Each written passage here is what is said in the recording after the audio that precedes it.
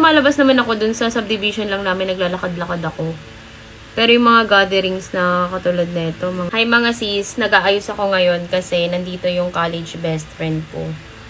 And gagala kami. May sasakyan kasi sila. Binisita nila kami dito. Actually, kagabi pa sila. And today, lalabas kami para mamasyal. Alam niyo, during chemotherapy mga sis, hindi ko nagagawa to. Bahay, ospital. Although lumalabas naman ako dun sa subdivision lang namin, naglalakad-lakad ako. Pero yung mga gatherings na katulad nito, mga outing or kaya mga event, ganyan. Mga party. Wala lahat yan sa akin nung chemotherapy ko. Kasi, iniiwasan kong makakuha ng ibang sakit dahil nga mahina yung immune system ko. So, para safe, umiiwas na lang ako sa crowded. And ngayon na tapos na tayo sa chemotherapy and other treatments, nasa hormonal therapy na tayo, bumabawi ako sa sarili ko. Kasi na-miss ko din yung social life. Na-miss ko yung mga kaibigan ko, mga katrabaho ko. So, this 2026, itatry ko na makikipag-reconnect sa kanila.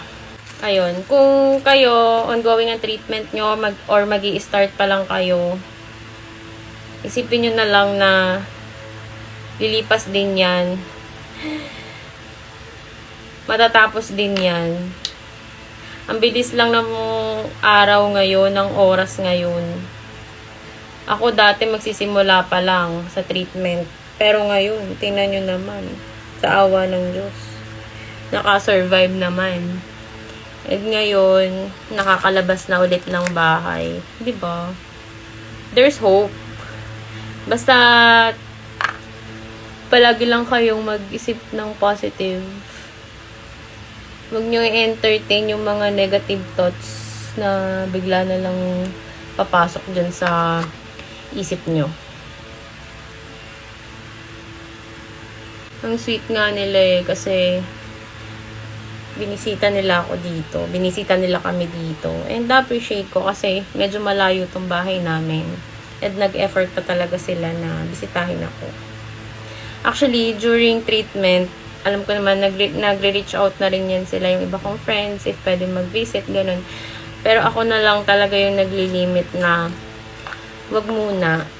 Kasi, ayun na nga, nakakaya naman kung hindi ako haharap. Nakakatuwa lang, no? Actually, may mga friends ako, pero konti na lang yung nagstay. Maintindihan mo rin naman kasi kanya-kanya na ng buhay, ganyan, 'di ba? And yung iba malalayo na. Kaya bilang na lang talaga yung mga kaibigan ko na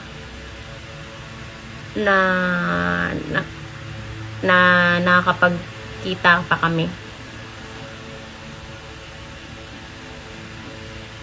Pero kahit virtual na appreciate ko naman yung iba kong friends.